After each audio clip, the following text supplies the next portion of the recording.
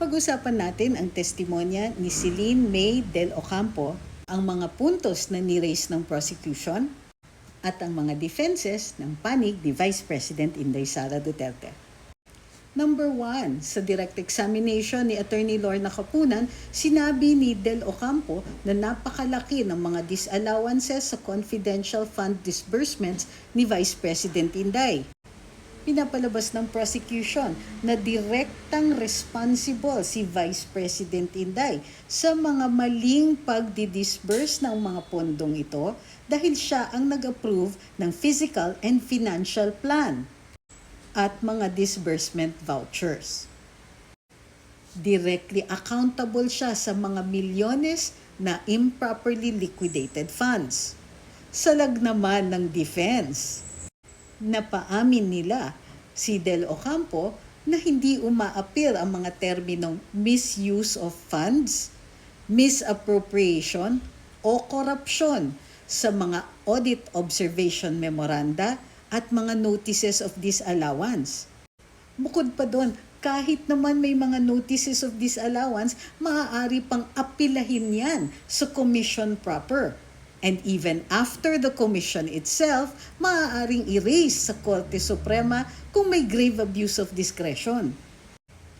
At dahil document-based compliance audit ito, napaamin ni Attorney Ferrer si Del Ocampo na wala namang official basis para ideklara ang kahit anuman sa mga transaksyon na disallowed na ito ay kriminal o criminal in nature. Isa sa major grounds for disallowance ay yung failure ng OVP magsumite ng documents evidencing success ng mga information gathering activities. Requirement ito ng Circular 2015-01. Dinisallow ni Del Ocampo ang mga disbursements ng rewards o reward payments gamit lamang ang Protective Intelligence Operations Reports at military certifications, stating na walang untoward incidents sa mga engagements ni VP Inday. Sabi pa ni Del Ocampo, hindi daw sapat yung prevention ng untoward incidents. Ang proof of success na hinahanap niya ay apprehension ng suspect. Naipakita naman ni Attorney Ferrer sa kanyang cross-examination na sa mundo ng intelligence work, yung safety ng principal at yung prevention ng anumang masamang mangyayari sa kanya ay mismong success na. At napaamin pa niya sa tulong ni Presiding Officer Chis Escudero na hindi naman requirement sa joint circular ang apprehension of a suspect. Inamin din ni Del Ocampo na base lang ito sa kanyang professional judgment at sariling evaluation.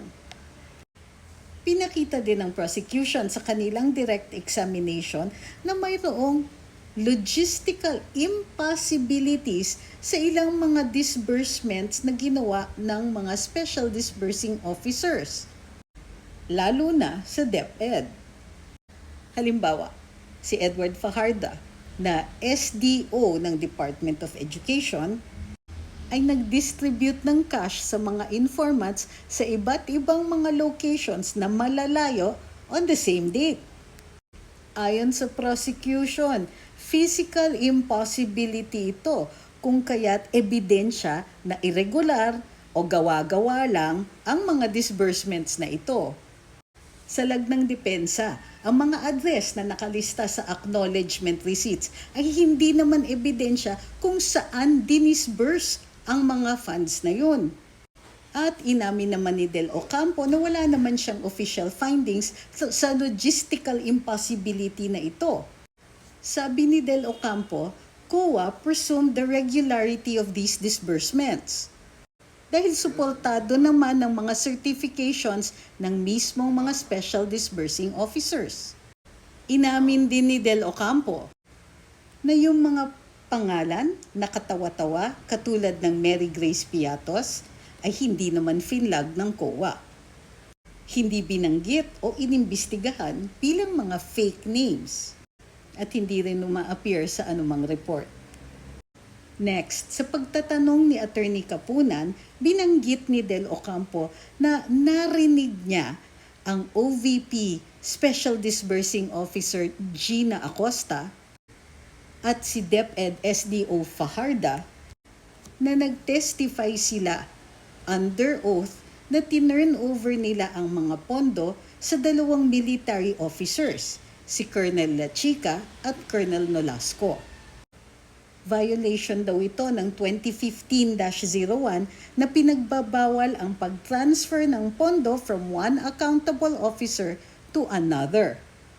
Sa pagtatanong ni Presiding Officer Cheese Escudero, lumabas na may legal na distinction o pagkakaiba ang legal transfer of accountability from legal disbursement.